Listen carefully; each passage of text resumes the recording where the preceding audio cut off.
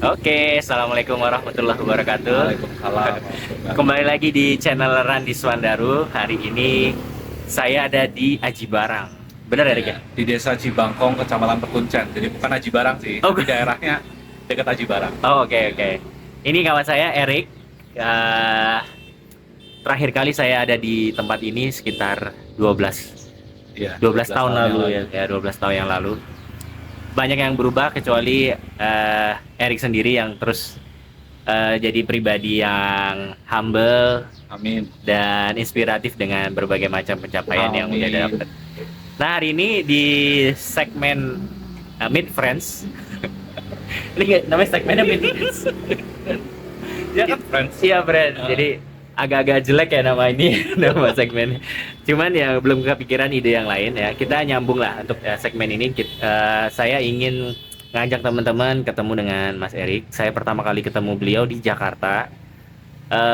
Beberapa hari sebelum berangkat ke Amerika. Untuk Iya ya? program LSP. Bukan beberapa hari, bahkan sebulan 1 sebelumnya bulan ya. lebih, 1 Karena bulan kita ngurus setengah. visa dulu ya. Ngurus visa Ngurus sama ada visa. pre-departure orientation. Ya, betul. Dan intinya kita waktu itu berangkat sama-sama ke Amerika tahun 10 10. bulan April. Bulan April. Sekarang bulan apa nih? Ini April.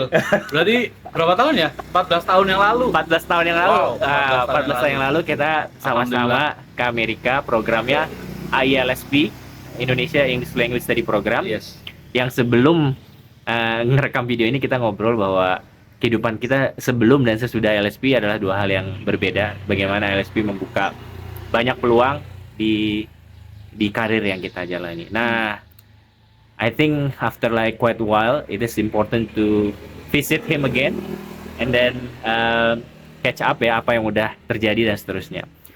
Tapi sebelum itu boleh ceritain dulu background pendidikan Mas Erik dan pekerjaannya saat ini. Oh ya, terima kasih Mas Randi. Ya, Assalamualaikum warahmatullahi wabarakatuh, teman-teman. Saya Erik Febrian. Seperti Mas Randi bilang dulu, kita berangkat ke Amerika bareng untuk program ILSP selama 2 bulan di Ohio University. Kalau Mas Randi dulu S1-nya di PB, kalau saya di Universitas Jenderal Sudirman, salah satu PTN di Purwokerto. Dulu saya ambil ilmu ekonomi dan studi pembangunan. Jadi setelah lulus dari Unsud dan juga dari Amerika, waktu itu saya kerja di bank. Alhamdulillah, waktu itu di bank BTN, tapi yang syariahnya di kantor unit usaha syariahnya di Jogja. Kemudian saya sempat di BRI Syariah juga. Terus sejak 2017 sampai dengan sekarang saya ada di KPK untuk menangani kerjasama. Mungkin itu, Mas Randy. Oke, dulu yang menurut Mas Erik paling berkesan saat kita terpilih nih ke Amerika, apa tuh yang paling berkesan? Ya, jadi yang paling berkesan waktu itu aku ketemu banyak teman-teman ya dari seluruh Indonesia. ILSP itu salah satu program beasiswa yang inklusif menurut saya. Jadi dari seluruh Indonesia dan nggak dari kampus besar seperti UI atau IPB, tapi juga ada dari kampus-kampus yang tidak terlalu terkenal seperti Unsud, kemudian ada mungkin dari Sekolah Tinggi Agama Islam atau apa, dan itu dari berbagai berbagai wilayah. Dan dari situ saya banyak belajar juga dari kisah inspiratif dari teman-teman ya. Jadi mungkin nggak bisa saya ceritain satu-satu, tapi saya belajar dari mereka, bagaimana mereka sejak kuliah juga udah sangat inspiring. Dia banyak bergerak di organisasi kampus, memimpin organisasi kampus, dan banyak berbuat yang memberikan manfaat gitu, misalnya gitu. Dan juga banyak juga kisah-kisah inspiring dari teman-teman yang lain. Dan menurut aku itu salah satu yang saya pelajari. Ini baru dari teman-teman saya ya, dari teman-teman saya yang berangkat bareng. Apalagi dan dari teman-teman saya juga banyak belajar sampai sekarang. Teman-teman juga ternyata banyak yang istiqomah, banyak yang dulu kepengen katanya bermanfaat, yang awalnya saya dulu apa iya sih kamu pengen bermanfaat buat negeri ini misalnya kayak gitu ya, katakanlah idealismenya gitu. Tapi ternyata ada teman-teman saya yang sampai sekarang istiqomah bahwa saya pengen bermanfaat ya, akhirnya sekarang di jalan itu gitu. Kayak misalnya yang dulu udah kerja di suatu multinational company besar, udah bergaji besar, katakan kalau kita mau ngomong pendapatan, tapi dia istiqomah pengen memberikan kemanfaatan pendidikan atau apa, sampai sekarang dia ada di situ. Dan saya juga salut, itu salah satu temen yang salut. Kayak Mas Randy juga salut, ada di value tertentu yang pengen dikejar, sampai sekarang juga ada di situ. Oke, jadi ternyata salah satu yang paling dirasakan manfaatnya justru ketemu teman-teman saat ke Amerika ya.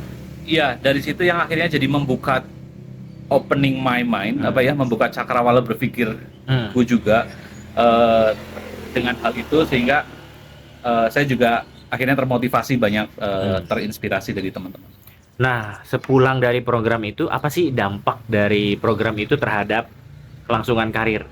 Ya, yang jelas apa ya, secara mau mau bagaimanapun juga pulang dari Amerika itu sebuah modal tersendiri ya. Kalau kita udah selesai kuliah terus kemudian kita mendaftar pekerjaan, pasti itu jadi value added buat kita jual ke perusahaan. Nah, bagi saya waktu itu saya bagi saya merasa untuk mendaftar pekerjaan waktu itu nggak terlalu susah karena memang ada nilai itu yang bisa saya jual.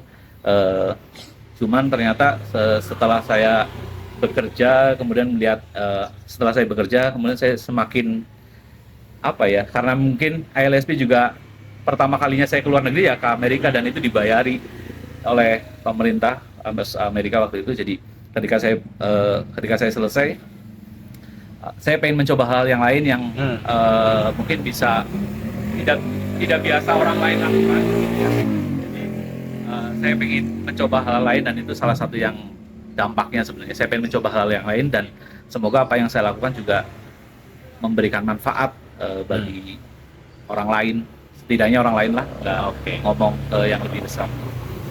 Nah, terus sekarang Mas Erik, saya dengar lagi mau studi lagi nih. Kemana nih? Ya, saya mau studi lagi di Australia melalui program beasiswa LPDP. Nanti bulan Juli saya berangkat.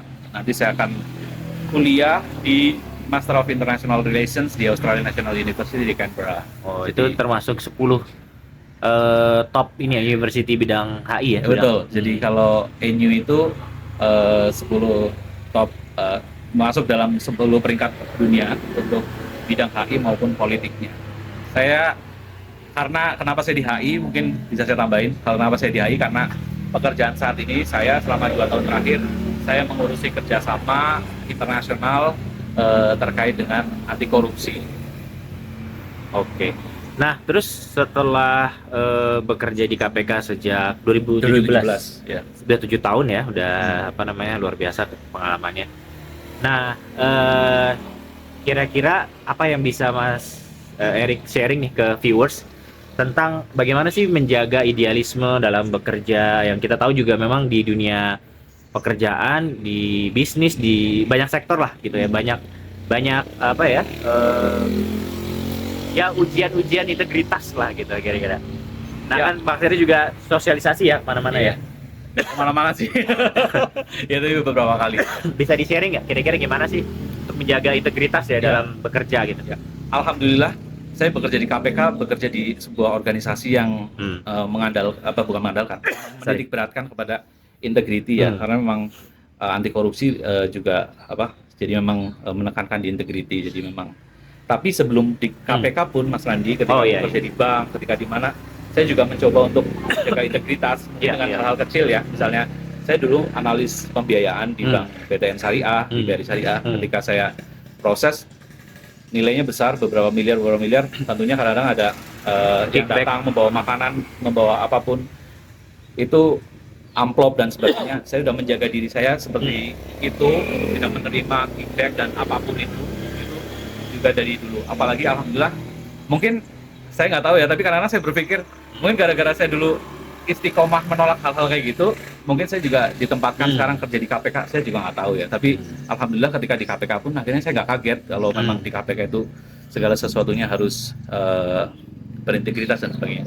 Dan kalau di KPK yang saya pelajari ya, saya dilatih untuk menjadi pegawai negeri yang yang menjaga integritas, misalnya menjaga integritas, menolak gratifikasi dan sebagainya. Saya agak lupa pertanyaannya tadi.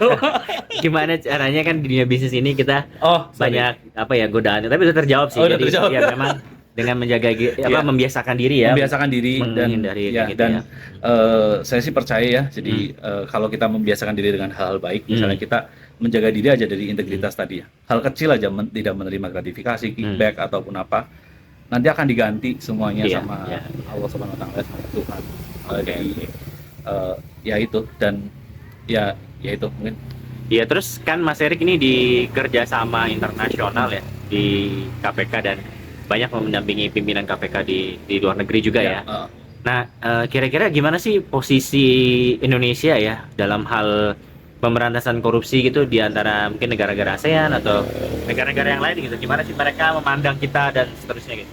Oke, sebenarnya posisi Indonesia itu sebenarnya acuan untuk kita berbicara posisi Indonesia terkait dengan korupsi itu ada sebuah parameter yang dibuat oleh Transparency International namanya Corruption Perception Index. Jadi sebenarnya sejak KPK berdiri itu ranking CPI kita itu di bawah 20, mungkin 10-an sampai 15, tapi setelah rezim anti korupsinya ada di Indonesia, alhamdulillah sampai dengan 2019 kita naik terus sampai dengan 40. Jadi meskipun sekarang ada penurunan, tetapi KPK masih menjadi sebuah organisasi anti korupsi yang disegani di kawasan. Jadi kita banyak menerima tamu untuk studi banding dan sebagainya.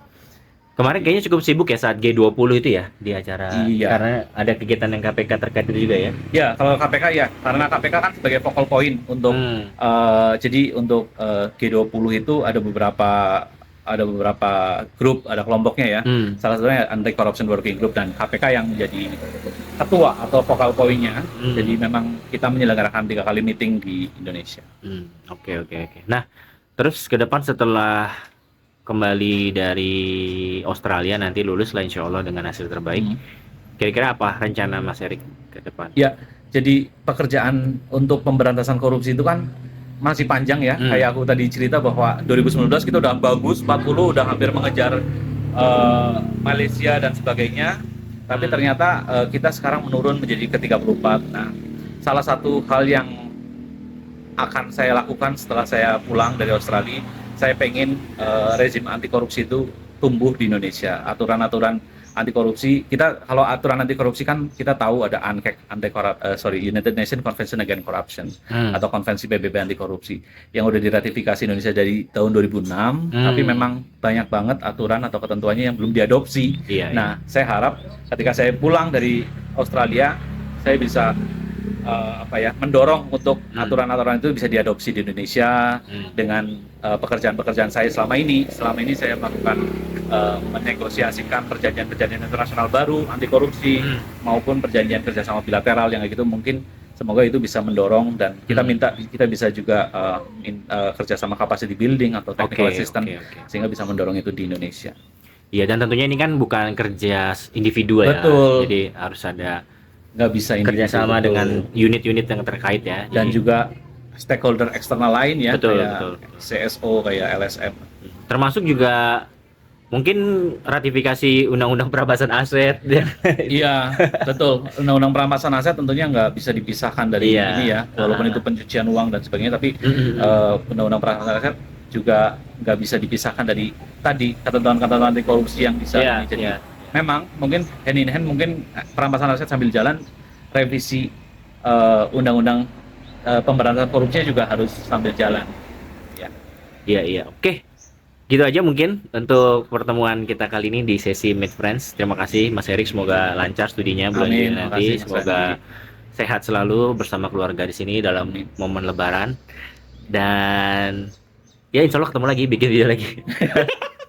Siap. Oke, terima kasih. Bye-bye semua. Assalamualaikum. Waalaikumsalam.